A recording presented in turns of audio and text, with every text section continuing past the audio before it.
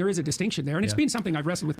Could you explain to someone new to the topic in 2 sentences on why the situation isn't a genocide? Genuine question. The genuine response is that genocide is a special crime that has 2 elements. One of the elements requires some kind of destruction of a people or taking away of their children or sterilization, something like that, an obvious thing. But the second part is a highly specialized intent to destroy a group of people in whole or in part. And that highly specialized intent is what makes genocide so unique. And there are so many things related to genocide that don't apply to modern military conflict that you should take note of, because when you start to apply genocide in the way it's being applied to Israel, it basically would be applied to every single conflict. And it's very obvious, for instance. So, there are things that you can just, think about. When you look at the, in a genocide, would somebody make humanitarian aid available to their enemy? Probably not, right? Doesn't seem reasonable.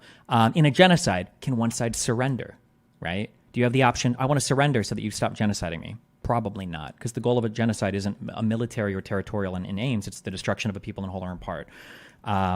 The idea that it's happening in response to a provoked military action, right? And then the response is military. There are too many things where it's the special intent to eliminate a group of people in whole or in part doesn't seem to be there. But if you want to say that it's there, then it's going to require you to take a look at every single military conflict and go, well, hold on, are all of these military conflicts genocide?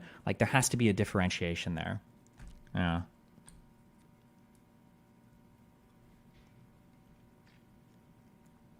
What is your take on a full military invasion into Rafah? Do you support Netanyahu's position or the Biden administration? I don't know what the Biden administration's actual position is. I think the invasion to Rafah it needs to happen. You can't go this far and then stop, right?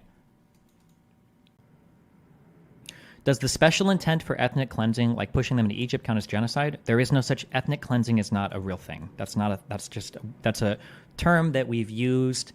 I think the first time it was used, I think, was in 91. That we use when we're talking about kicking a bunch of people out of an area. If you want to talk about ethnic cleansing, you can, but that's it's taking population transfer, which is generally pretty bad, and it's highly moralizing and highly normatively loading what population transfer is, which oftentimes can be really bad. But again, ethnic cleansing, any time people are fleeing from an attack, is that ethnic cleansing? Why it doesn't? It's just another normatively loaded word that, yeah.